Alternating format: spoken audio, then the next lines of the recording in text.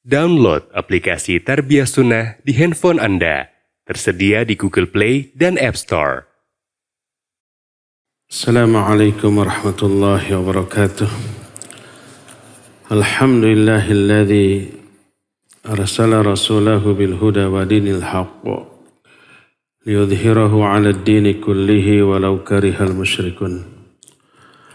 Wa asyhadu an la ilaha illallah wahdahu la syarika lah iqraran bihi wa tauhidan wa asyhadu anna Muhammadan 'abduhu wa rasuluh sallallahu alaihi wa ala alihi wa ashabihi wa sallama tasliman katsira wa ba'd. Hadirin jamaah Masjid Al-Musabaqah, Masjid Agung Subang yang Allah muliakan, para pendengar radio Tarbiyah Sunnah Bandung dan beberapa radio lain, pemirsa Rabbani TV, Niaga TV dan beberapa TV lain, serta para netizen di mana saja Anda berada. Alhamdulillah kembali kita berjumpa. Kita sedang menjelaskan amal-amal muta'addi. Amal muta'addi inilah yang melahirkan pahala yang melimpah, yang banyak. Dan pahala inilah yang menentukan level surga yang kita akan raih nanti pada hari kiamat. Kalau penyebab bebasnya kita dari api neraka adalah ampunan atau dosa, ampunan terhadap dosa, karena dosa penyebab masuknya seseorang ke dalam neraka. Maka agar bisa selamat dari api neraka, bersihkan diri dari dosa dengan cara meraih maghfirah atau ampunan Allah Azza wa Jalla. Kalau surga levelnya diraih dengan pahala. Makin banyak pahala yang kita kumpulkan, makin tinggi derajat surga yang bisa kita raih. Imam Ibnu Hajar Al-Asqalani rahimahullah kitab Fathul Bari Syarah Sahih Bukhari, beliau menyatakan raf'atud darajat fil jannah li kathratis thawab. Ketinggian derajat di surga itu karena banyaknya pahala. Makin banyak pahala, makin tinggi derajatnya.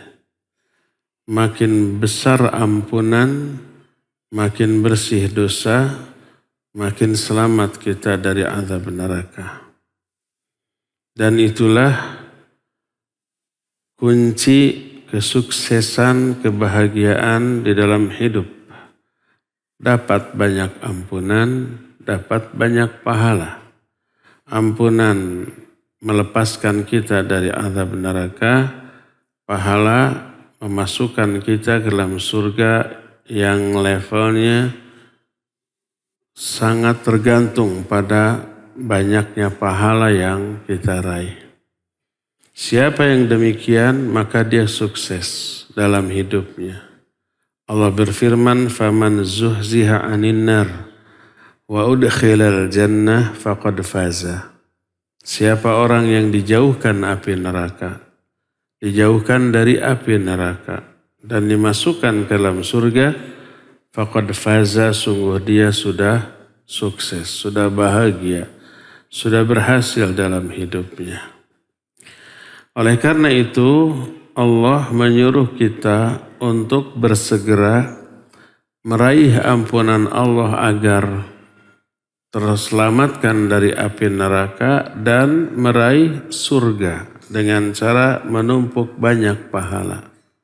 Di satu ayat dalam surah Ali Imran 133, Allah merintahkan dengan lafaz wasari'u ila maghfiratin min rabbikum wa jannatin arduhas samawati wal ard wa 'indat lil muttaqin. Bersegeralah kalian menuju ampunan Allah dan menuju surga. Ampunan Allah penyebab kita selamat dari api neraka dan menuju surga dengan cara memperbanyak pahala. Surga ini luasnya seluas langit dan bumi. Dalam surah Al-Hadid,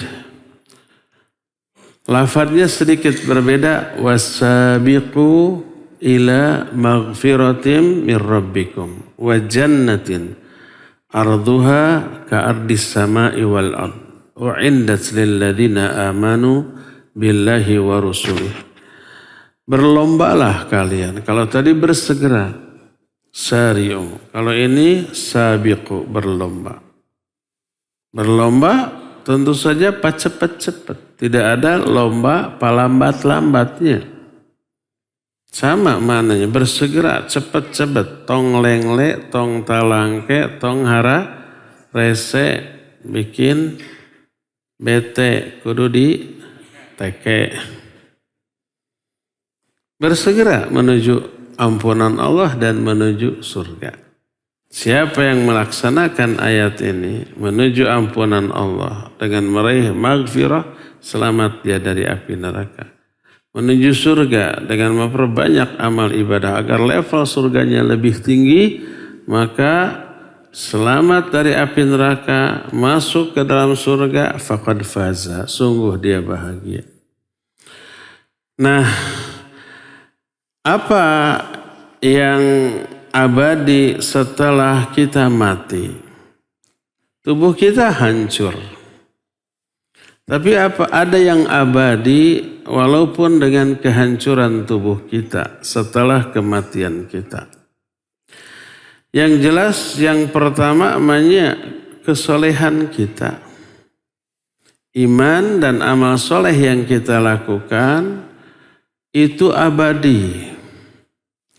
Dan ada banyak sekali keuntungan yang Allah berikan, limpahkan kepada orang yang iman dan amal soleh. Salah satu di antaranya adalah doa dari makhluk-makhluk terbaik.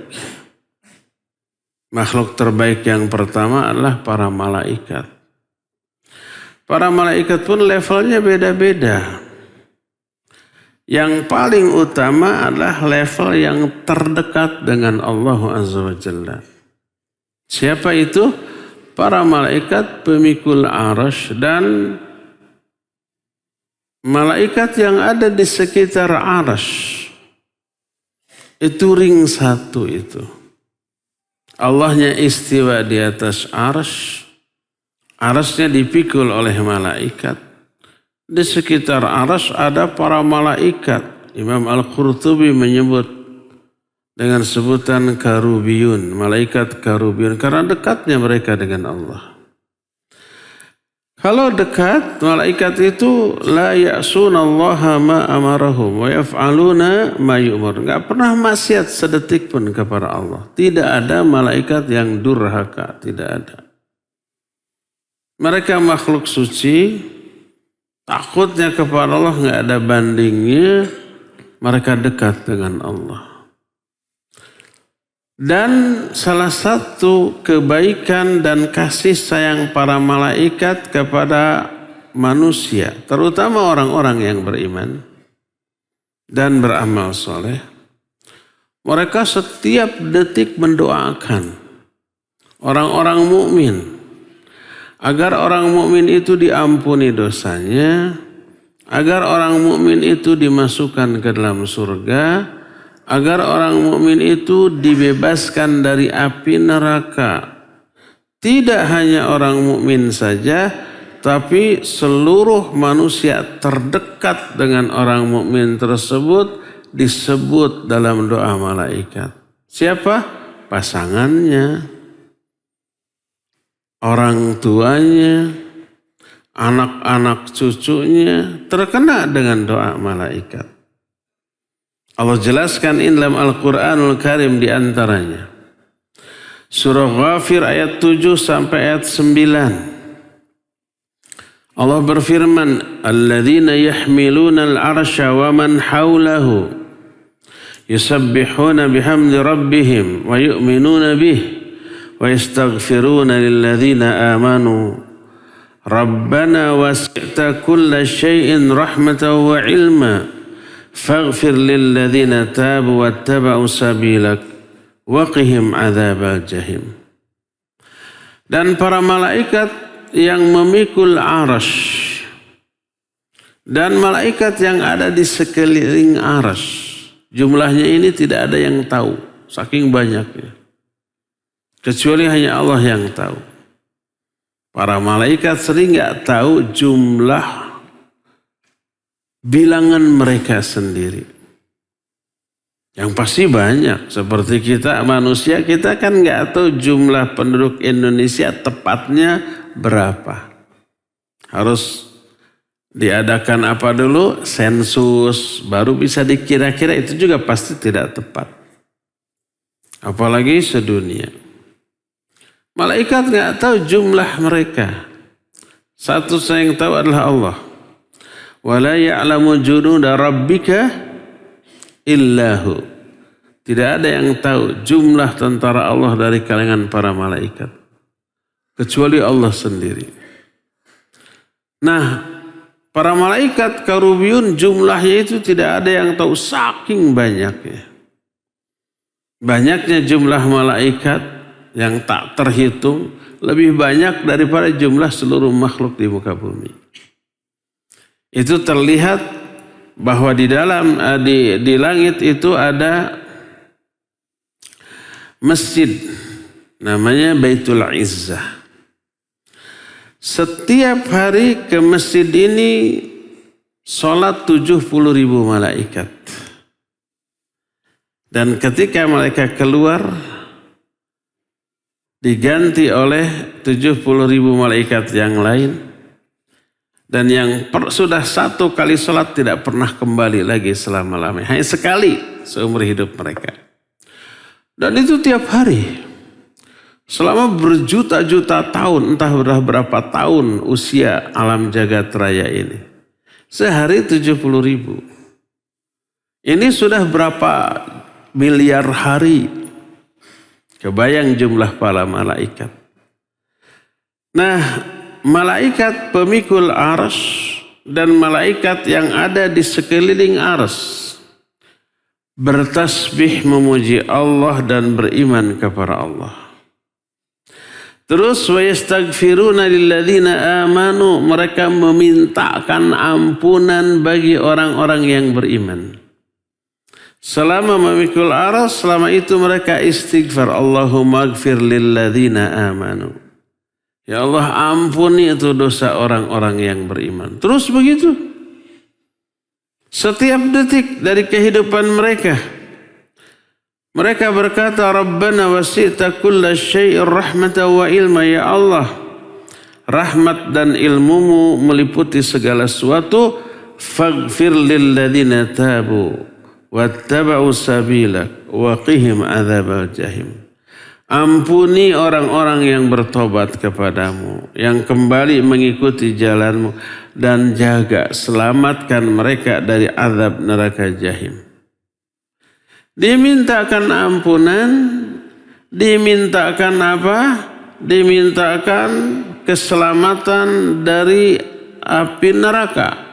Neraka jahim. Lihat adab malaikat ketika berdoa. Bertasbih dulu memuji Allah, tidak langsung to the point kepada isi doanya, tidak. Mereka bertasbih memuji Allah, setelah itu baru memintakan ampunan untuk orang-orang yang beriman, untuk orang yang mengikuti jalan Allah, dan memintakan agar mereka itu diselamatkan dari api neraka.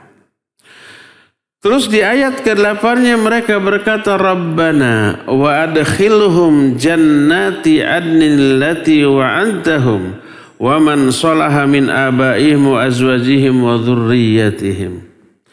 Kata mereka, ya Allah, masukkan mereka ke dalam surga Aden yang telah Engkau janjikan untuk mereka, beserta, coba lihat, bapak-bapak mereka, istri-istri mereka, anak-anak turunan mereka. 3 pihak yang ikut didoakan selain diri masing-masing orang yang beriman. Bapaknya juga didoakan, istri-istrinya didoakan, anak-anaknya juga didoakan. Ini efek dari iman dan amal soleh seseorang itu berdampak kepada orang tua, kepada pasangan, kepada anak-anaknya. Dan itu adalah salah satu dari kemuliaan yang Allah berikan kepada orang beriman. Kemuliaannya menular, terciprati juga orang-orang yang dekat dengannya dari kalangan orang tuanya, istrinya, dan anak-anaknya. Sebagaimana doa malaikat, wa adkhilhum jannati adn allati wa'adtahum wa man salaha min abaihim wa azwajihim wa dzurriyyatihim. Ya Allah, masukkan mereka ke dalam surga. Surga Aden yang telah Engkau janjikan beserta bapak-bapaknya, istri-istrinya, anak-anaknya.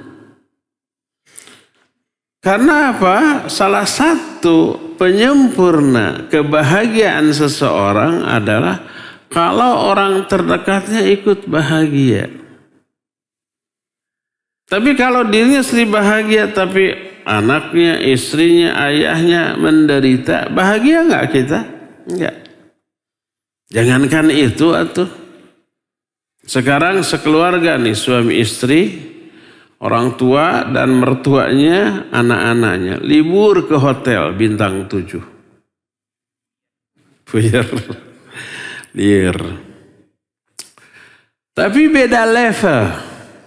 Suami istri ini karena banyak uang, dia mengambil Presiden Suite, kamar terbaik dengan view terindah. Sementara orang tuanya, anak-anaknya di kelas standar di bawah. Mereka tidak bertemu tuh, walaupun di hotel yang sama. Karena antum harus tahu kalau hotel berbintang 4 ke atas, dia hanya bisa masuk lift ke lantai tempat kamar dia berada. Kalau dia hanya di lantai 6, hanya ke lantai 6, gak bisa ke lantai yang lain-lain. Bayangkan kalau umpamanya seseorang ada di lantai 10, anaknya di lantai 5, orang tua di lantai 6, gak ketemu mereka, gak bisa ketemu. Kitanya di suite, di Presiden Suite dengan fasilitas terlengkap, terbaik, ada buah-buahan, ada segala macam. Anak cucunya di level lain. Kira-kira sempurna enggak kebahagiaan? Enggak. Kita senang enak, tapi anak kita di mana ya? Cucu kita di mana ya? Mantu kita, orang tua kita di mana? Walaupun sama-sama di hotel yang sama, tapi beda kamar, sudah enggak lengkap nih. Baru lengkap kalau telepon manajer hotel, tolong anak saya, semua keluarga saya angkat semua ke level yang sama, di kamar yang kualitasnya sama, berjumpa, berkumpul. Baru itu sempurna kebahagiaan. Itu baru di dunia loh.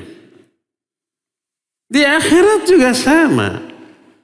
Kita berada di level surga tertinggi, anak kita, orang tua kita di level yang rendah. Walaupun sama-sama di surga, sama bahagia mereka, nggak ke neraka, tapi kurang lengkap atunya. Karena itulah maka demi membahagiakan orang ini, Allah angkat anak-anaknya, orang tuanya di level surga yang lebih rendah, diangkat selevel dengan mereka. Walaupun amal soleh yang dilakukan oleh anak dan orang tuanya jauh di bawah mereka. Demi kebahagiaan mereka dikatrol, diangkat. Allah berfirman dalam Al-Quran dalam surah Tur, walladzina amanu wattaba'athum dzurriyyatuhum biiman alhaqna bihim dzurriyyatahum. Orang-orang yang beriman lalu diikuti oleh anak-anaknya dalam keimanan. Jadi orang tuanya beriman, anak-anaknya juga beriman. Beramal soleh, anak-anak juga beramal soleh. Cuma kualitas dan kuantitas amal solehnya beda. Orang tua mah solehna pisan, bingit, anak-anak mah ala kadarnya. Tapi ke surga, level surganya berbeda. Kata Allah, alhaqna bihim dzurriyyatahum. Kami angkat derajat anak-anaknya selevel dengan orang tuanya. Walau kana a'maluhum dunahum. Walaupun amal-amal mereka jauh di bawah amal orang tuanya. Demi menyempurnakan kebahagiaan orang tuanya di surga. Dan ini oleh para ulama dibahas dalam bab Sholahul aba wa atharuhum 'alal abna. Kesolehan orang tua dan dampak kesolehan mereka kepada anak-anaknya.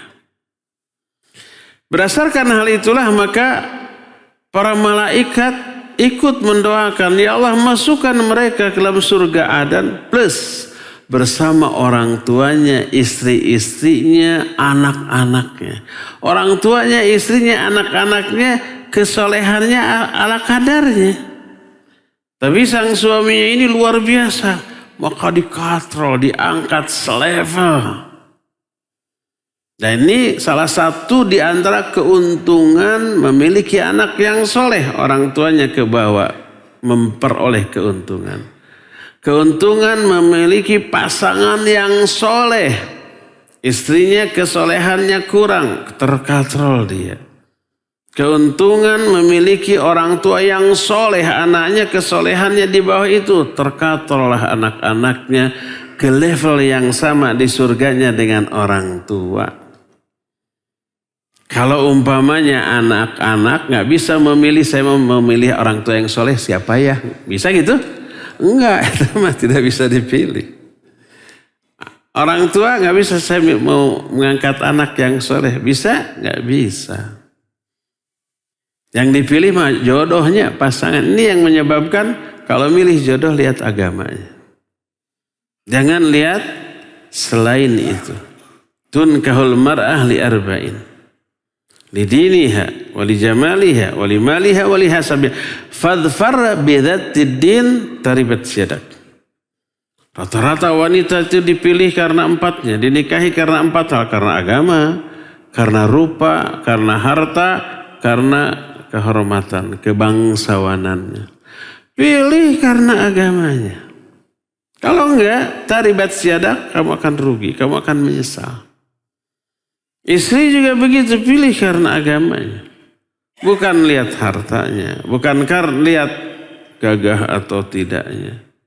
Bukan lihat bangsawan atau tidaknya, tapi agamanya. Kalau itu baik, maka tiga hal lainnya akan terbawa. Kalau sudah baik agamanya, gorek patut juga katinggalin kasep. Kalau sudah baik agamanya, walaupun hartanya pas-pasan, lebih nyaman daripada hartanya banyak tapi matanya jelalatan. Kalau sudah dianggap baik agamanya, dia agung terhormat walaupun berasal dari keluarga cacah, rakyat rendahan. Ini mulia karena agamanya. Lihat apa yang didoakan oleh para malaikat tentang tiga hal. Ampunan, kebebasan dari api neraka, dan dimasukkan ke dalam surga. Dan ini berlaku untuk orang mukmin yang masih hidup ataupun yang sudah mati. Yang mendoakannya malaikat, makhluk terbaik di alam jagat raya ini, dan jumlah mereka adalah jumlah yang tidak terbatas, tidak terhitung, saking banyaknya. Manfaatkah doa malaikat? Ya pastilah manfaat. Dikabulkah doa malaikat? Ya pastilah dikabul oleh Allah Azza wa Jalla. Maka apa dampaknya? Dampaknya orang mukmin yang didoakan, dosanya diampuni. Orang mukmin yang didoakan tersebut, insya Allah akan selamat dari api neraka. Akan Allah masukkan ke dalam surga. Salah satu penyebabnya adalah karena didoakan oleh para malaikat. Ini abadi walaupun orangnya sudah mati. Ini makhluk terbaik pertama yang mendoakan orang-orang yang beriman dan beramal soleh. Yang pertama. Kedua, selain para malaikat, ada makhluk terbaik kedua, yaitu manusia yang soleh. Para nabi, para muttaqin, para waliullah, para auliaullah, orang-orang yang beriman, bertakwa, beramal soleh, itu selalu mendoakan sesama mukmin yang soleh. Dan seringkali doanya itu dipanjatkan di momen terbaik di dalam sholat Jumat. Nabi SAW dalam setiap khutbah Jumat, ketika masuk fase doa di Jumat di khutbah yang kedua, apa isi doanya? Allahumma gfir lil mu'minina wal mu'minat wal muslimina wal muslimat al ahya'i hum wal amwat. Semua mukmin laki perempuan yang masih hidup ataupun yang sudah mati, semuanya didoakan ampunan. Dan itu diikuti oleh seluruh khatib di seluruh dunia di sepanjang zaman. Entah berapa juta kali, entah berapa miliar manusia mendoakan ampunan di momen yang terbaik. Belum lagi doa secara umum. Allah menjelaskan tentang keutamaan para sahabat dalam Al-Quran.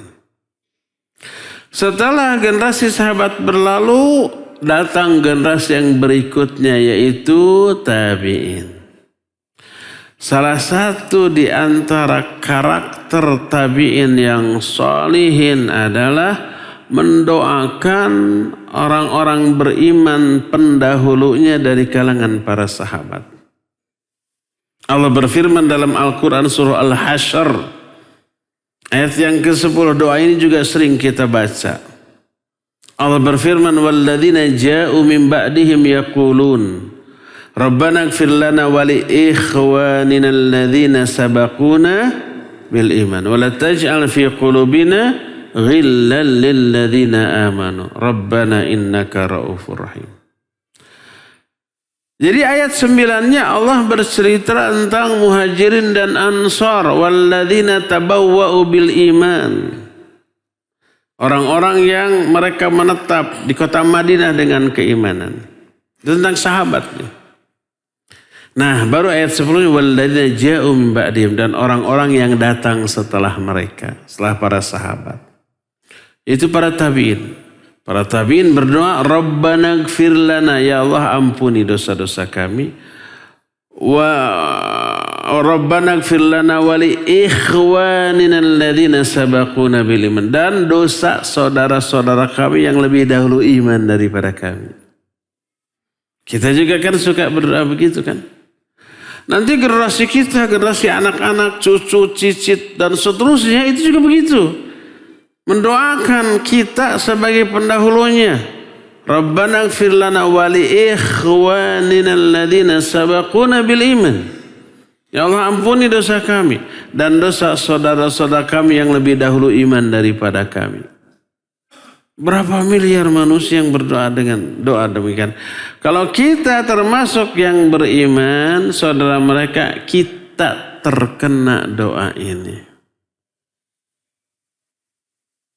Ini yang pertama dalam ayat. Ini doa secara umum. Kedua, ketiga katanya. Yang pertama kan dalam Jumatannya. Kedua ini secara umum. Ketiga, ketika sholat.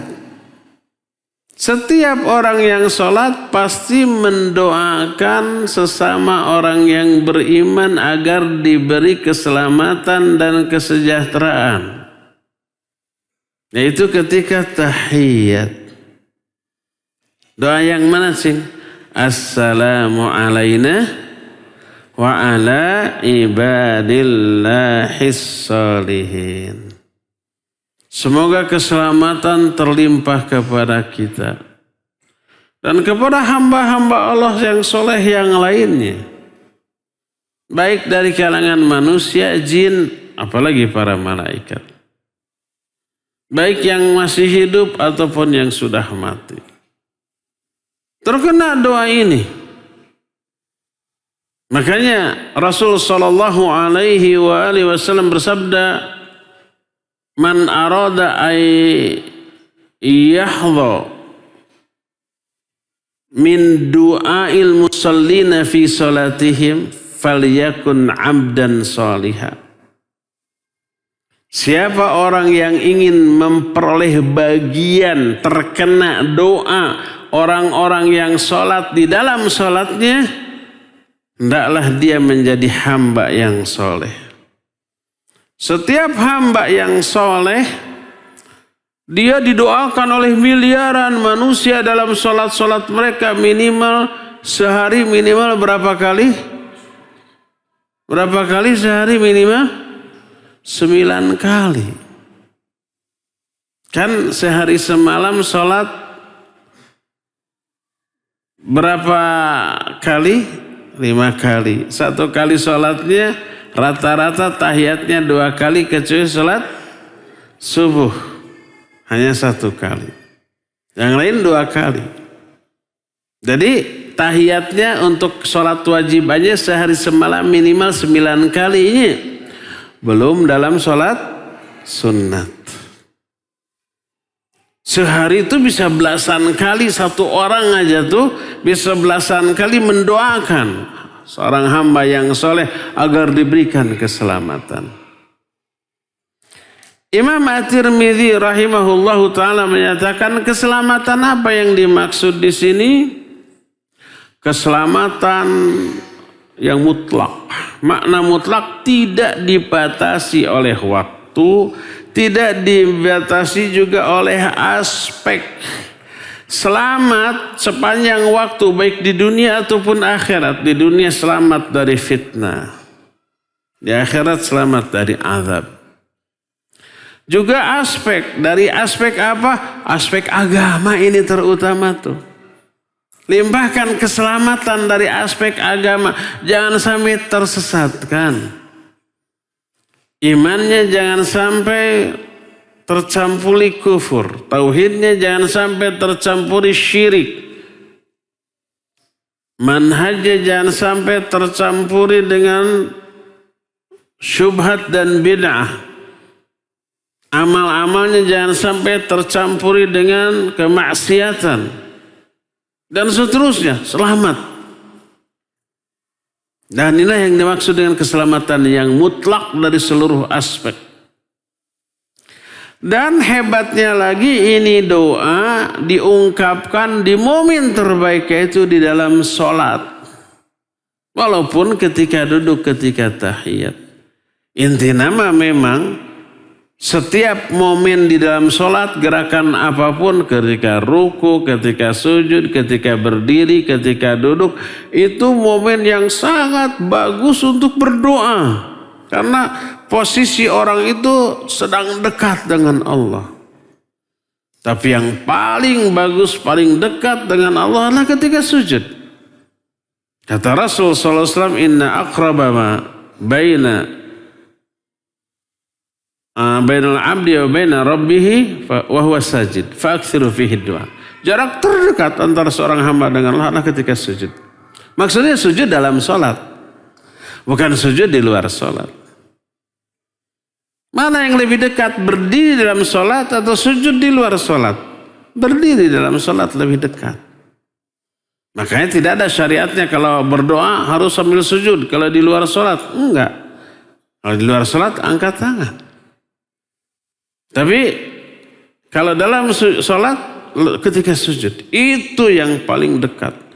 Dan hadis ini kata Syekh Al-Albani rahimahullahu ta'ala, kitab sifat salat Nabi, menunjukkan kalau di dalam sujud adalah terdekat dan sangat dianjurkan untuk memperbanyak doa, berarti selain sujud masih dalam sholat juga dianggap dekat dan boleh berdoa. Selesai ruku kita beres baca doa ruku, boleh lanjut dengan doa. Ketika umpamanya duduk antara dua sujud setelah doa, antara dua sujud kita baca, boleh tambah dengan doa. Ketika tahiyat selesai umpama innaka hamidum majid, dianjurkan doa minta perlindungan dari 4. dari dajjal, dari azab kubur, dari azab neraka, dari fitnah hidup dan fitnah mati, tambah dengan doa yang lain. Makanya Imam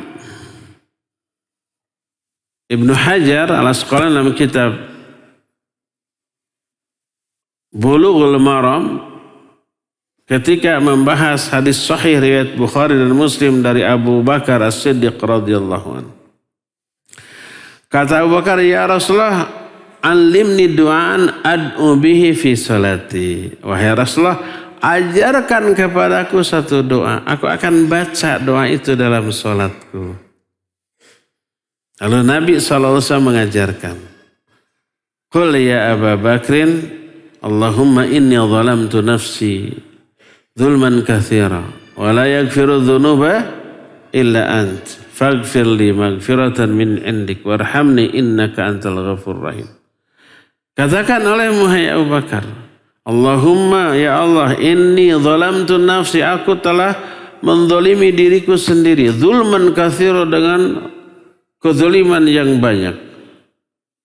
Faghfir li maghfiratan min indik, ampuni aku, berikan ke aku maghfirah dengan maghfirah langsung dari dirimu, dan seterusnya. Itu doa yang diajarkan oleh Nabi kepada Abu Bakar As-Siddiq radhiyallahu anhu untuk dibaca di dalam sholat. Timbul pertanyaan, di dalam sholat itu kapan bacanya?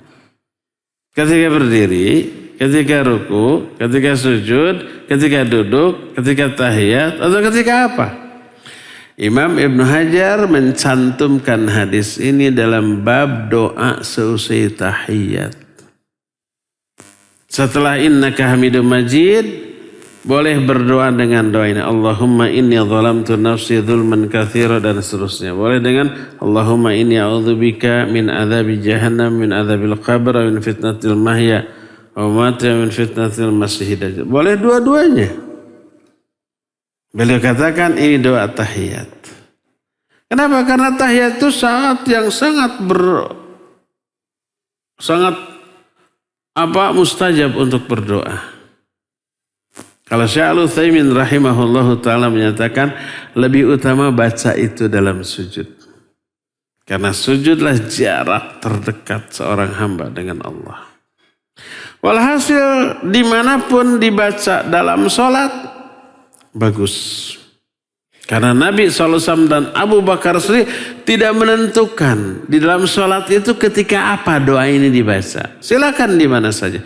Tapi Imam Ibnu Hajar menyatakan lebih utama ketika tahiyat akhir. Syekh Al-Utsaimin menyatakan lebih utama ketika di dalam sujud dan seterusnya.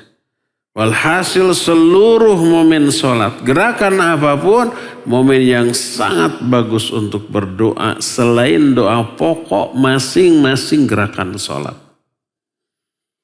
Nah, termasuk salah satu doa yang menguntungkan seluruh manusia beriman dan beramal soleh adalah doa assalamu alayna wa ala ibadillahis sholihin.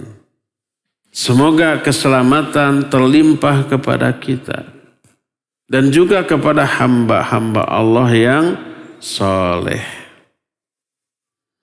Inilah keuntungan pertama bagi orang yang beriman dan beramal soleh. Setelah kematiannya pun tetap memperoleh doa. Doa dari seluruh makhluk terbaik. Dari kalangan para malaikat. Dari kalangan manusia yang solehnya, bukan yang salahnya. Termasuk dari kalangan bangsa jin yang solehnya. Jin juga kan sholat. Di kalangan jin juga ada yang soleh. Wa inna minna solihuna wa minna duna dhalik kunna tara'iqa qidada. Kata bangsa jin, di antara kami ada yang soleh. Di antara kami ada juga yang enggak soleh alias salah, yang jahat, yang preman, ada jin juga. Yang solehnya ustadznya ada juga banyak. Yang solehnya tapi bukan ustadz ikut ngaji, yang sekarang di sini hadir juga ada jin. Bukan karena saya melihat, ya, yang mirip banyak. Bukan karena saya melihat. Tapi memang nas Al-Quran dan hadis menyatakan demikian. Dimanapun ada pengajian yang dihadiri oleh manusia, jin juga ada hadir di sana. Jin-jin yang suka ngajinya, ya. Kalau ngajinya ke kita sama, berjenggot, cingkrang, awatnya bercadar sama. Di kalangan para jin ada yang berantem, ada banyak peperangan di kalangan mereka juga ada, ya. Kunna tara'iqa qidada, kami menempuh jalan hidup yang berbeda-beda, kata jin. Jadi ada jin agamanya Islam, ada yang kafir, kafirnya ada yang Nasrani, Yahudi, Buddha, Hindu, ateis, ada. Di kalangan jin yang Islamnya sama, ada yang Ahlus Sunnah, ada yang Syiah, ada yang macam-macam. LDI, Jamaah Tabligh juga ada kalangan jin itu. Tergantung kemana mereka ngaji. Ya sama, kayak orang ginilah, ya. Nah, yang solehnya jin, yang solehnya sama baca doain dalam sholatnya. Assalamu alayna wa ala ibadillahi sholihin. Bayangkan miliaran orang, bermiliar-miliar kali selama hidup mereka mendoakan orang lain, dan kita bisa termasuk di dalamnya. Kalau kitanya termasuk hamba yang soleh. Tapi kalau kitanya salah, nggak kena kita. Ya, solehkan dirimu, kamu akan memperoleh doa seluruh kaum muslimin di dalam sholat-sholatnya. Inilah poin yang pertama yang abadi setelah kematian, yaitu doa dari makhluk-makhluk yang soleh di kalangan para malaikat, para manusia mukmin yang soleh, dan para jin yang soleh mendoakan sesama orang yang beriman dan beramal soleh. Ini keuntungan menjadi orang soleh. Inilah yang pertama. Kedua, salah satu dampak dari iman dan amal soleh adalah menyebabkan anak-anak dan turunan kita, cucu dan seterusnya terjaga, terpelihara, kecipratan oleh kesolehan kita.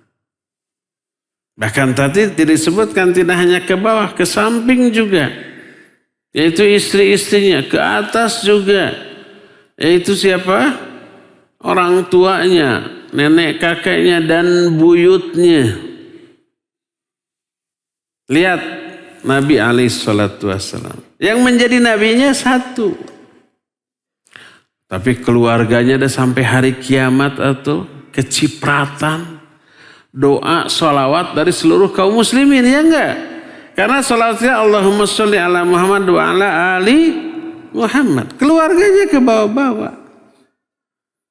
Ya Allah, semoga sholawat dilimpahkan kepada Nabi Muhammad dan kepada keluarganya. Ke bawah-bawah tuh keluarganya juga. Tidak hanya Nabi, kita juga iya. Orang biasa juga iya. Kalau kita orang biasa itu soleh, kesolehan kita ini nanti memberi dampak keuntungan kepada anak dan cucunya. Pertama lihat Nabi SAW. Yang nabinya hanya satu orang, tapi keluarganya kecipratan. Sholawat dari seluruh kaum muslimin. Sampai hari kiamat. Kedua, tadi sudah kita jelaskan dalam surah Tur, walladzina amanu wattaba'athum dzurriyyatuhum biiman alhaqna bihim dzurriyyatahum. Orang beriman lalu diikuti oleh anak turunannya, anaknya, cucunya, cicitnya dan seterusnya. Dalam keimanan kami gabungkan di akhirat nanti. Walaupun amalnya jauh berbeda. Tuh di akhiratnya kesolehan seseorang berdampak besar kepada anak cucunya. Bahkan tadi dalam ayat disebutkan bapaknya termasuk istrinya. Kecipratan karena kesolehan orang tersebut. Kita tahu kisah bukan ashabul kahfinya, tapi peristiwa Nabi Musa dan Nabi Khidir alaihimassalatu wassalam dalam surah Al-Kahfi. Salah satunya itu kan ketika Nabi Musa ikut ke Nabi Khidir untuk menimba ilmu, Di dalam ayat itu Nabi Khidir melakukan 3 hal yang dianggap mungkar oleh Nabi Musa dan diprotes keras.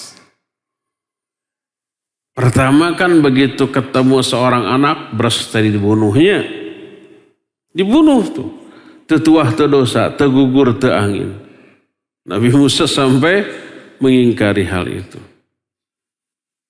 Kedua, perahu nelayannya mau melaut gitu untuk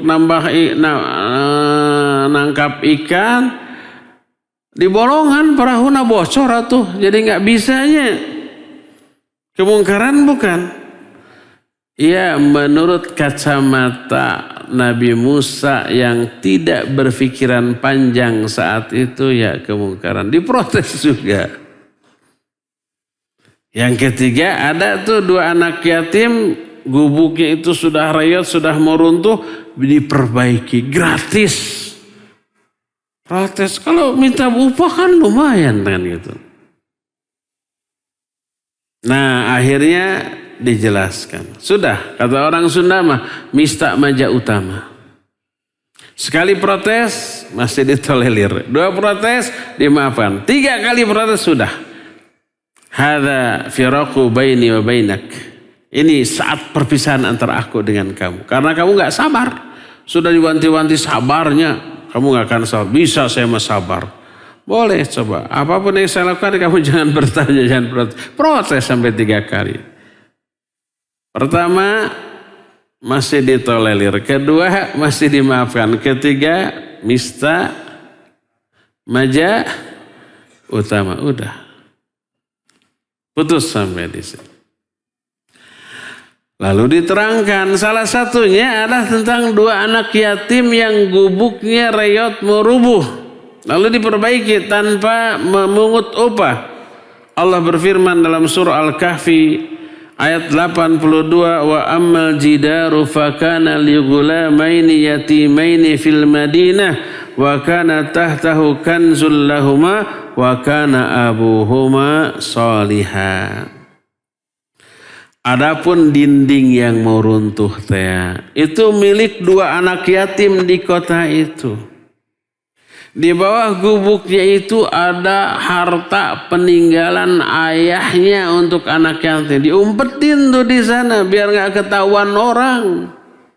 Kalau ketahuan orang bisa direbut, dikuasai, anaknya bisa terlantar. Terus Allah menyatakan wa kana abuhuma shaliha. Bapak dari kedua anak yatim itu dulunya orang soleh. Karena bapaknya soleh, anaknya yang yatim Allah jaga, Allah pelihara. Salah satunya melalui diutusnya Nabi Khidir untuk memperbaiki gubuknya yang reot. Kalau dibiarkan oleh orang, diperbaiki, pertama ada kemungkinan harta simpanan di bawahnya akan tertemukan lalu direbut, dikuasai. Kedua, minimalnya minta upah mereka. Tapi ketika Allah mengutus Nabi Khidir untuk memperbaiki, aman tuh. Itu semua karena kesolehan dari bapak kedua anak yatim ini. Makanya para ulama rahimahumullahu ta'ala ajmain ketika mengomentari ayat ini mereka berkatakan fahafidhallahu ta'ala al-mala lihadainil ghulamaini bisolahi walidihima. Allah menjaga harta kedua anak yatim itu karena kesolehan orang tuanya. Orang tuanya soleh, anak-anaknya ikut dijaga oleh Allah Subhanahu wa ta'ala. Ini dampak yang kedua, dampak baik yang kedua dari kesolehan. Walaupun orangnya sudah mati, pertama dapat doa dari seluruh makhluk soleh termasuk para malaikat. Yang kedua, anak-anaknya juga akan terjaga.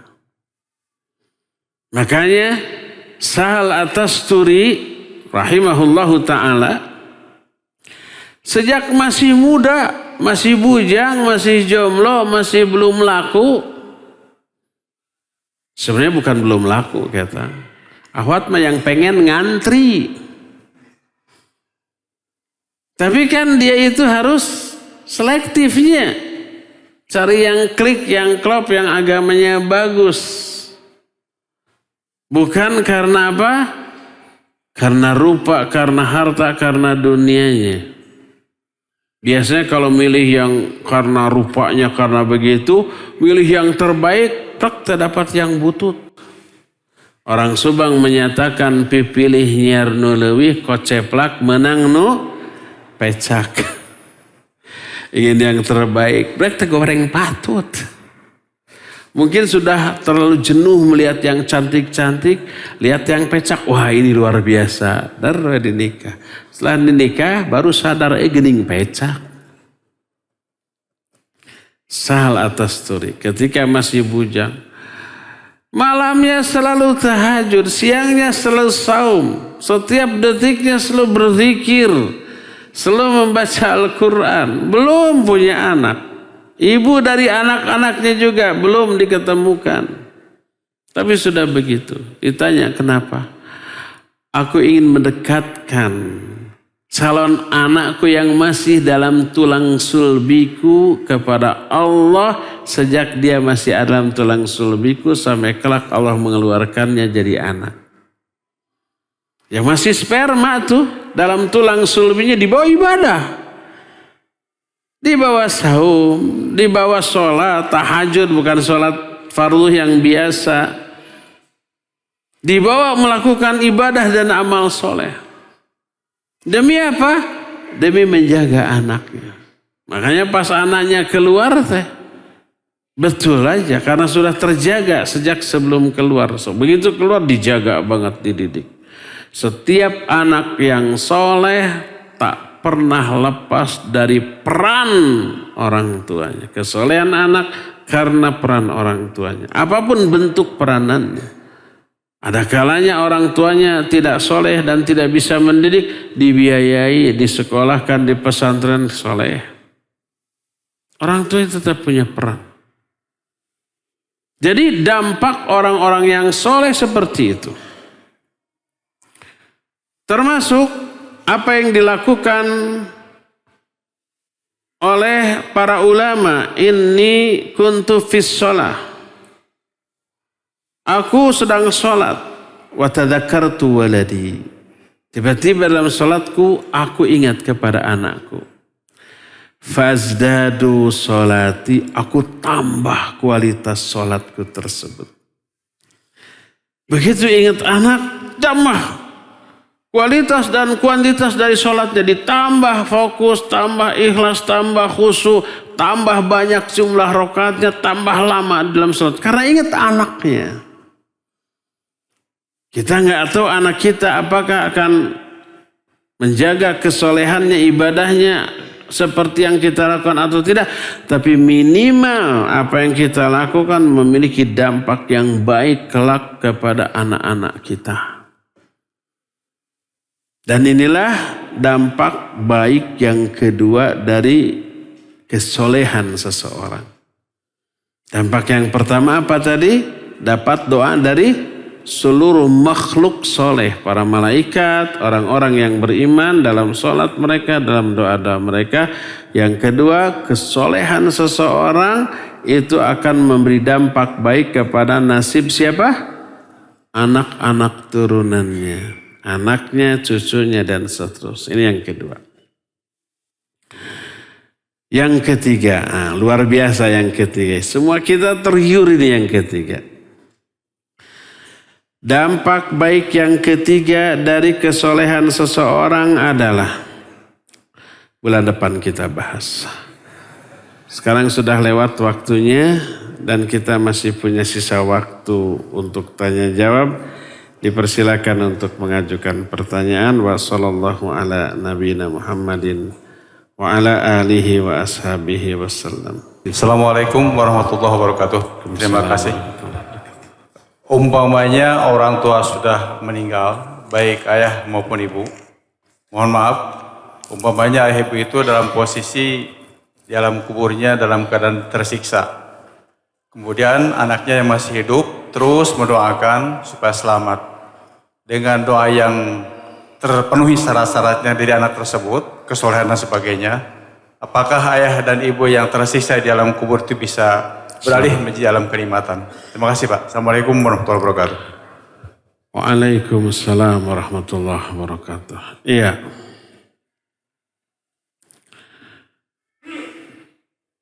Kalau umpamanya orang tua seseorang, bukan kita ya, semoga orang tua kita masih memperoleh nikmat kubur di alam kubur nanti. Seseorang dia soleh, ibadah, amal soleh dan seterusnya, tapi orang tuanya dulu mungkin karena kemaksiatan, kebidahan atau yang lain-lain, dia diazab di alam kuburnya. Lalu anaknya yang masih hidup mendoakan ampunan, rahmat. Apakah ada pengaruh enggak? Ya pasti ada. Kalau enggak ada pengaruh, ngapain orang yang masih hidup disuruh mendoakan yang sudah mati? Tidak hanya orang tua kepada anaknya atau anak kepada orang tua. Seseorang yang tidak ada hubungan dengan orang yang sudah mati tapi ikut mendoakan, ya dikabul. Makanya Al-Quran tadi menyatakan orang yang masih hidup mendoakan orang yang mati dengan lafaz Rabbana ighfir lana wa li ikhwanina alladhina sabaquna bil iman. Nabi Muhammad SAW menyatakan Allahumma ighfir lil mu'minina wal mu'minat wal muslimina wal muslimat al ahya'i minhum wal amwat. Kalau itu enggak ada gunanya bagi orang yang mati, untuk apa disyariatkan? Termasuk ketika seorang mati disolatkan, solat janazah. Isi solat janazah apa? Yang ketiga, takbir ketiga mendoakan si mayit, Allahumma ighfirlahu warhamhu wa'afi wa'fu anhu wa akrim nuzulahu wasi madkhalahu, terus sampai wa adkhilhul jannah wa'idhu min adzabin nar wa adzabil qabr. Masukkan dia ke surga, jaga dia dari azab neraka dan juga azab kubur. Itu isi dari doa salat jenazah. Termasuk ziarah kubur dianjurkan. Fazurul kubur fa innaha tudzakirukumul maut. Ziarahi kubur oleh kalian, ziarah kubur. Karena ziarah kubur mengingatkan kita kepada kematian. Salah satu amalan yang dikerjakan ketika ziarah kubur adalah mendoakan. Tapi anehnya banyak orang bilang kita anti ziarah kuburnya. Jika dianjurkan kubur, yang anti itu jangan meminta-minta ke penghuni kubur. Tak itu yang anti mah. Betul kalau itu mah anti minta ke kuburan. Iya, saya anti minta ke kuburan. Mintanya kepada Allah SWT. Adapun ziarah kuburnya, kita demen banget. Itu bagian dari syariat. Jadi silakan ziarah kubur, doakan, berdoanya menghadap kiblat, jangan menghadap kuburan. Jadi kalau umpamakan kuburan di kita menghadap utara selatannya, kita dari arah timur menghadap ke barat, menghadap kuburan, tapi kiblat di arah boleh nggak apa-apa, walaupun kuburan ada di depan kita. Tapi kalau di arah timur terhalang dinding atau tidak memungkinkan gitu, ada pagar, ada pohon, ada kuburan lain. Terus kita dari sebelah barat berdoa. Jangan menghadap kuburan membelakangi kiblat, jangan.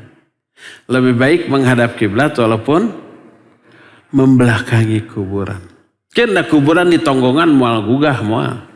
Yang akan bangun. Menghadaplah kiblat walaupun membelakangi kuburan. Isi doanya untuk si penghuni kubur. Apa isi doanya? Baca lagi dalam salat jenazah. Allahumma ighfir lahu warhamhu wa'afi wa'fu anhu wa akrim nuzulahu. Terus sampai akhir. Itu orang lain yang tidak ada hubungan dengan dia.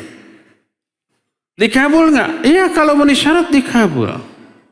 Efek dari pengabulan ini orang itu memperoleh ampunan, memperoleh rahmat, termasuk dibebaskan dari alam kubur, dari azab kubur. Apalagi yang mendoakan anaknya atau muridnya. Spesial. Ada nilai plus. Apa nilai plusnya? Kalau yang mendoakan anaknya, pertama, doa anak itu melahirkan pahala untuk orang tuanya. Sehingga sebuah riwayat menyatakan nanti seseorang di akhirat diberikan pahala yang besar. Orang itu kaget. Ya Allah, anna li hadza, dari mana aku memperoleh ini? Pahala sebesar ini, rasanya belum pernah beramal dengan amalan yang pahalanya sebesar ini. Dijawab, min istighfari waladika lak. Ini pahala dari istighfar anakmu untukmu. Anak yang masih hidup istighfar melahirkan pahala, pahalanya dikirim ke orang tuanya. Anaknya berdoa, orang tuanya yang sudah meninggal dapat pahala. Dapat pahala bagi orang tua karena doa si anak, plus dikabulkannya doa anak berdampak kepada orang tuanya. Kalau isi anak, doa anak itu, ya Allah ampuni orang tua saya, turun ampunan. Rahmati, turun rahmat. Bebaskan dia dari azab kubur, lagi disiksa, bebas dia. Karena dikabulkannya doa sang anak bagi orang tuanya. Ya berdampak, berdampak. Makanya ikhwan akhwat, jangan lalai dalam mendoakan orang tua yang sudah wafat. Jangan mendoakan orang tua tiap hari, jangan. Tapi kalau bisa setiap jam. Sehari harus lebih dari 10 kali. Siapa yang mendoakan orang tuanya hanya dalam sholat sehari 5 kali, dia sungguh anak durhaka. Tidak sebanding dengan jasa orang tuanya kepada dia ketika masih hidupnya. Orang tua memperhatikan, menjaga itu setiap saat. Kita sehari hanya mendoakan 5 kali untuk orang tuanya. Gak seimbang. Jadi tiap ingat doakan. Dalam sholat, dalam sujud. Sujud aja umpamanya dalam sehari semalam berapa kali? 34 kali ya. 34 kali sujud. Karena 17 kali kan, 17 rakaat, 1 rakaatnya 2 kali sujud kan? 34 kali. Doakan 34 kali dalam sujud kita. Tapi kalau ketika sholat berjamaah nggak bisa lama. Oke, sholat sunatnya. Seperti itu ya, doakan sesering mungkin orang tua. Jangan lalai. Kesolehan seorang anak salah satunya ditentukan oleh seberapa sering dia mendoakan orang tuanya, sesuai dengan hadis wa waladun solihun yad'ulah. Anak soleh yang mendoakan orang tua. Kesolehan anak ditentukan oleh seberapa sering dia mendoakan orang tuanya. Allahu a'lam.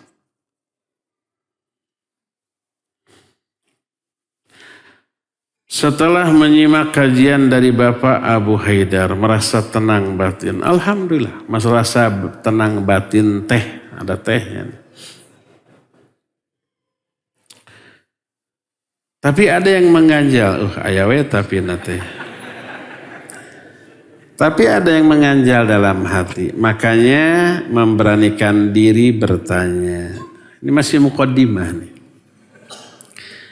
Itu masalah doa yang belum terkabul juga, mesti kita sebagai umat Islam sudah berusaha semaksimal mungkin dalam bentuk ibadah. Alasan apa Allah Subhanahu wa ta'ala belum mengabulkan permohonan kita? Apa sebab-sebab doa kita belum dikabulkan? Mung sakitu patarasana hatur nuhun. Sami-sami. Pertama, jangan pernah mengatakan saya sudah berdoa tapi tidak dikabulkan. Itu namanya apa? Isti'jal. Allah akan selalu mengabulkan doa hamba selama tidak isti'jal. Isti'jal itu terburu-buru. Para sahabat bertanya, "Wa mal isti'jal?" Apa isti'jal? Itu orang itu berkata, da'autullaha wa lam yastajibni. Aku berdoa tapi kok nggak dikabulkan juga. Itu isti'jal. terburu-buru minta agar doanya segera dikabulkan. Sehingga kalau belum dikabulkan, bukan tidak ya. Langsung putus asa, percuma. Itu istijab. Allah akan memilih waktu yang pas tentang pengabulan doa itu yang kira-kira maslahat. Kalau dikabulkan saat itu belum tentu maslahat. Ya Allah beri saya uang 1 miliar. Dalam keadaan iman petot. Dikasih 1 miliar udah berubah jadi maksiat itu. Wah, sudah akhirnya lupa diri dia. Senang-senang melalaikan ibadah, bahaya.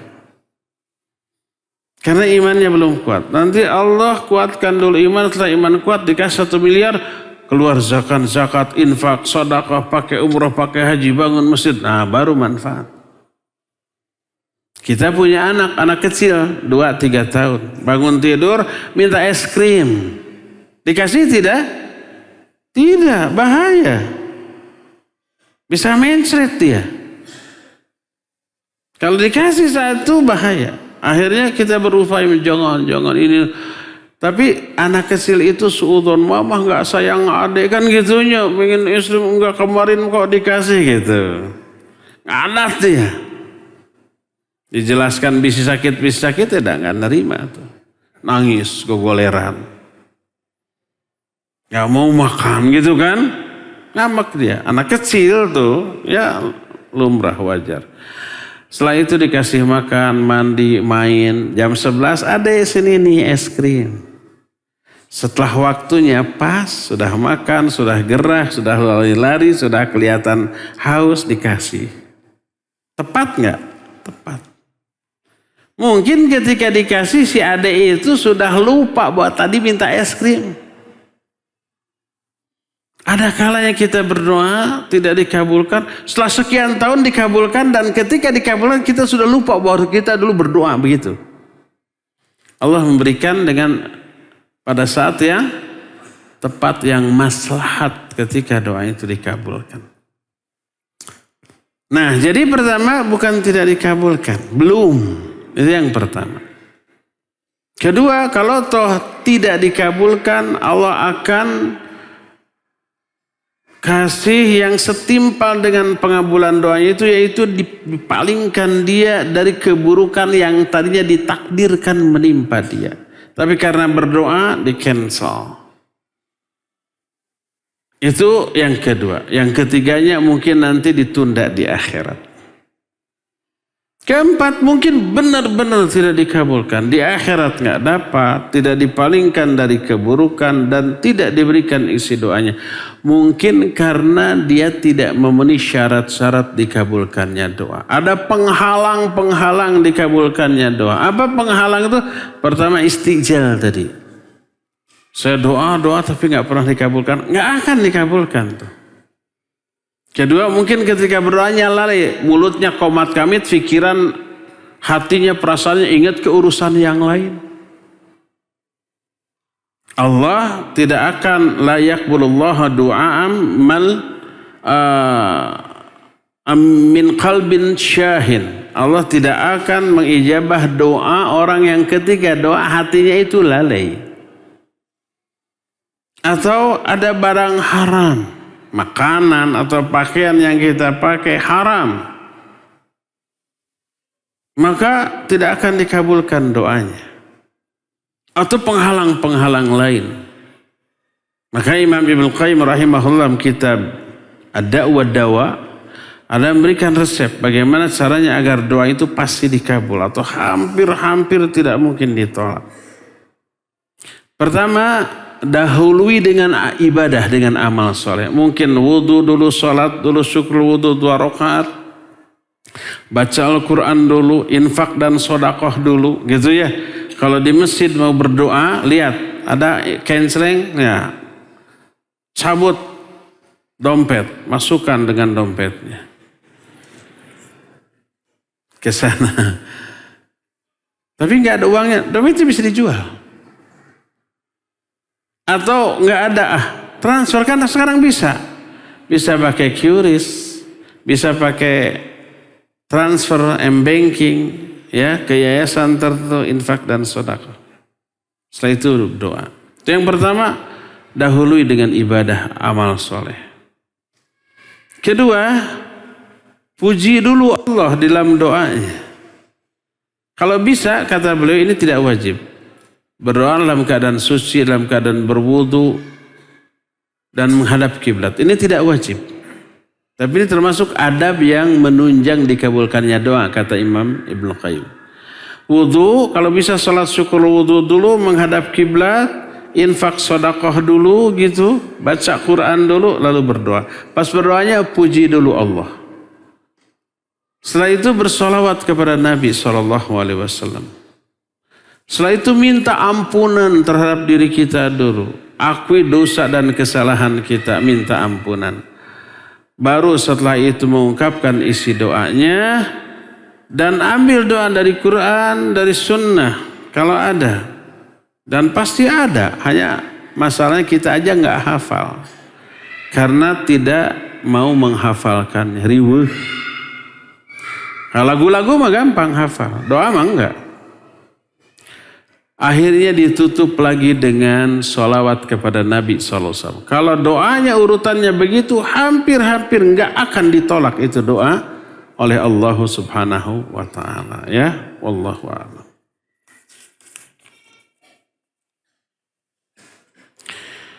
Bagaimana hukumnya kita menyisihkan sebagian harta untuk menyumbang pembangunan masjid. Tapi kita tahu bahwa jamaah masjid tersebut melakukan kebid'ahan sehingga di masjid tersebut dipakai kegiatan bid'ah. Apakah kita kebagian dosa dari perbuatan bid'ah mereka di masjid? Kalau ada sebuah masjid, kita sering sholat di sana. Tapi di sana sering diadakan acara-acara yang menyimpang dari sunnah. Boleh nggak kita menyumbang? Kalau menyumbangnya untuk fasilitas masjid boleh. Karena siapapun akan sholat di sana. Kita juga sholat di sana. Kita wudhu, kita ke WC di sana, kita ikut sholat berjamaah di sana. Iya. Walaupun imam dan jamaah lain melakukan kebid'ahan. Selama kebid'ahannya tidak mengeluarkan mereka dari Islam. Tetaplah ikut sholat berjamaah. Bermakmum kepada orang seperti itu. Dan kita istifadah, ngambil manfaat dari keberadaan masjid itu. Kalau untuk fasilitas umum masjid, boleh, silakan sumbang. Tapi kalau khusus ini ada acara anu, yang acaranya itu kebidaan, minta sumbangan, jangan. Khusus untuk acara itu jangan disumbang.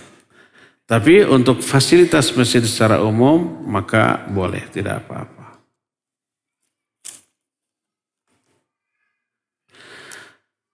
Maaf Ustadz sebelumnya, kayak mau berbuat salah nih. Mohon nasihat untuk kami suami istri yang sekarang pada zaman sekarang begitu kompleks. Tiba lagi kompleks suami istri.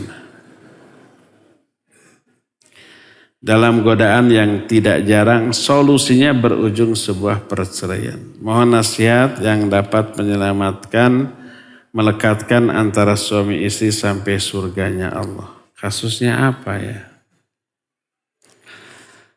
Intinya menurut para saya suami istri teteh. Duka parabut naon. Duka suaminya kekeh gitunya tidak mau ta'adud. Istrinya maksa untuk ta'adud. Derrepas ya. Sehingga nama gitu. Jadi dua anak saroleh. Suami tidak ingin menyakiti istrinya ingin sudah, Pak nikah lagi. Kalau enggak saya cerai loh. Dipaksa. Suaminya tidak mau pas ya. Ada kasus begitu? Mudah-mudahan dua anak saroleh. Intinya para saya. Ada satu kiat. Kalau pasangan kita melakukan kesalahan, bagaimana caranya agar kita tidak marah, tidak kecewa, tidak emosi? Pertama, sadari bahwa pasangan kita bukanlah malaikat. Dengan melakukan, oh iya, istri saya, suami saya itu manusia. Sedangkan manusia pasti terjerumus ke dalam kesalahan. Lumrah dan wajar. Kullu bani Adam khatta'un. Setiap bani Adam itu pasti berbuat salah. Al-insan mahalul khata' wan nisyan. Manusia itu tempatnya kelupaan dan kesalahan. Jadi sadari bahwa dia bukan malaikat. Itu yang pertama. Ya. Kedua, coba bandingkan kesalahan dia itu dengan kebaikannya. Lebih banyak mana? Pasti lebih banyak kebaikannya. Sejak mulai nikah sampai dia berbuat salah. Kebaikannya tidak terhitung. Ya. Dia yang membuat kita merasa tenang, tentram di sisinya. Dia yang membuat kita memiliki anak turunan. Dia yang membuat kita tenang meninggalkan rumah dan anak-anak. Anak-anak kita diurus, dijaga, dididik, rumah kita dijaga, dipelihara, dibersihkan gitu ya. Uang kita diatur sama dia, walaupun ngaturnya itu seminggu habis, sebulan nanti. Minimal diatur lah. Jasanya besar. Mencucikan baju kita, merapikan rumah kita, ya, memandikan, mengurus anak-anak kita, memasakkan untuk kita. Kita ibarat raja dalam rumah ini. Sekali dua kali berbuat salah tetap nggak sebanding dengan kebaikannya. Andai kita diberi soal 100 soal lalu salah 10, berapa nilainya? 90. Itu bagus apa jelek? Nilai 9 bagus. Batur mak 0, 2, 3. Jadi kalau sekian banyak kebaikan istri, sekali, dua kali, 10 kali dia melakukan kesalahan, masih bagus itu. Bandingkan dengan kebaikannya, lupakan kesalahannya. Ini yang kedua. Ketiga, coba bandingkan kesalahan istri dengan kesalahan kita. Dia berbuat salah, mungkin kita lebih banyak kesalahannya. Dia berbuat salah, mungkin kesalahan kita lebih besar daripada kesalahan dia kepada kita. Kesalahan kita kepada dia mungkin lebih besar, baik yang dia ketahui ataupun yang tidak dia ketahui. Istri kita menganggap kita soleh selama di rumah, nah di luar mah belum tahu atunya. Lihat setiap pulang mata anaknya bersih, sebab habis cuci mata. Mungkin kesalahan kita jauh lebih banyak daripada kesalahan istri. Maka maklumi. Kalau umpama kita berhak memarahi istri karena kesalahan dia saat itu, kita ingat-ingat kalau istri kita tahu kesalahan kita, dia jauh lebih berhak memarahi dengan kemarahan yang lebih besar kepada kita. Tapi karena Allah tutupi aib kita di mata istri, istri tidak tahu. Jadi maklumi saja, maka dengan semua itu ada perbandingan antara kesalahan dia dengan kebaikan dia, jauh lebih banyak kebaikan. Antara kesalahan dia dengan kesalahan kita, jauh lebih banyak kesalahan kita. Insya Allah kita tidak akan tersulut emosi kemarahan. Keempat, ingatkan dengan sebaik-baik cara di setepat-tepat momen. Kalau lagi salah begitu, suasana hati ekspresinya tidak kondusif untuk diingatkan, jangan diingatkan saat ditegur saat itu tambah marah dia. Apalagi dengan kata-kata yang nyelekit, dia bukan tidak menerima peringatan kita, teguran kita, tapi tidak menerima kalimat kasar dan cara kasar kita ketika menegurnya. Mungkin karena kasar, mungkin karena kalimatnya nyelekit. Tetap ingatkan dengan sebaik-baik cara, bila perlu sambil tersenyum, dengan kata-kata yang tidak menyinggung, ya. Maka dengan peringatan kita, dia menyadari salah, kemudian mengakui. Ada yang sadar tapi tidak mengakui. Setelah mengakui, minta maaf dan berjanji tidak akan mengulang kembali. Umumnya seorang suami marah besar kepada istri bukan karena kesalahan istri. Banyak istri yang curhat ke saya, suami saya marahnya luar biasa. Kesalahan hanya saya kecil, Ustaz. Hanya karena saya salah memasukkan gula ke kopi, disangka gula padahal garam. Hanya gitu. marahnya aduh sampai ngancam-ngancam cerai. Saya cek ke suami, apa betul sesepele itu? Apa dia bilang? Bukan kesalahannya Ustaz yang bikin saya murka. Tapi sikap ngeyel dia setelah melakukan kesalahan. Tidak merasa bersalah, tidak mengaku salah, malah balik-balikin. Kamu kesalahannya lebih besar. Jadi dia tidak menyesal dengan kesalahan dan tetap mengulang kembali. Itu yang bikin saya jengkel. Itu tuh, coba perhatikan. Kadang-kadang kesalahan seorang kita maklumi salah dan tidak membuat kita jengkel. Yang membuat kita jengkel dia tidak merasa bersalah, tidak mengakui kesalahannya, merasa benar dengan kesalahan. Itu yang buat jengkel tuh. Itu yang membuat emosi kita tersulut. Yang menyebabkan saking semangatnya ini sih sampai begitu. Menyebabkan orang menjadi tersulut kemarahannya lebih besar. Jangan sampai itu terjadi. Mungkin dia tidak mengakui kesalahan itu karena kesalahan kita ketika menegur. Kata-katanya nyelekit, kasar, menyudutkan, mencela dan seterusnya. Tersulut emosinya, akhirnya dia membalik-balikan derweh.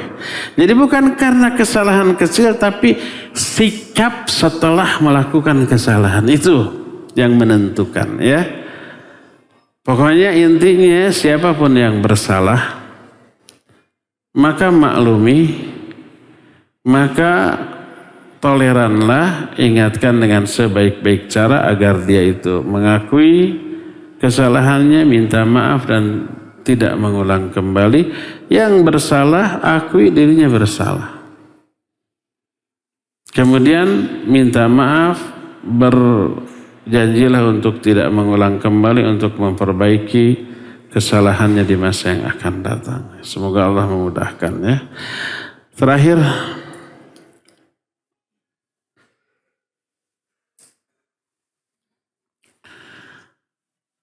apa yang dibaca ketika berziarah ke makam Arak yang meninggal? Anak merenya. Oh iya. Apa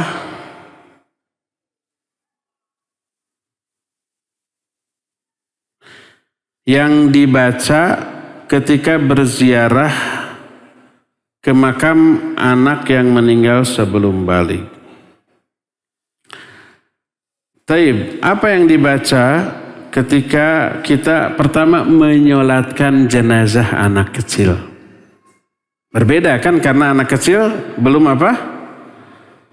Anak kecil belum punya dosa. Sehingga tidak perlu dimintakan ampunan untuk anak kecil tersebut. Apa yang harus didoakan? Doa apa yang harus dibaca? Yang harus dibaca adalah apa yang dilakukan oleh Rasul sallallahu alaihi wasallam dan doa yang beliau ajarkan kepada kita. Ini boleh dibaca ketika mensolatkan anak kecil atau ketika berziarah ke makam anak kecil yang belum balik. Umpamanya masih bayi sudah meninggal. Dan itu akan menjadi tabungan bagi orang tuanya di akhirat. Doanya lah, Allahumma ij'alhu dakhran liwalidayhi wa fataran wa syaqiqan mujaba. Allahumma a'zim bihi ujurahuma wa thaqil bihi mawazinatumaha wa alhiq li bisalihi salafil mu'minin waj'alhu fi kafalati Ibrahim alaihi salatu wassalam wa qihi birahmatika adzabal jahim.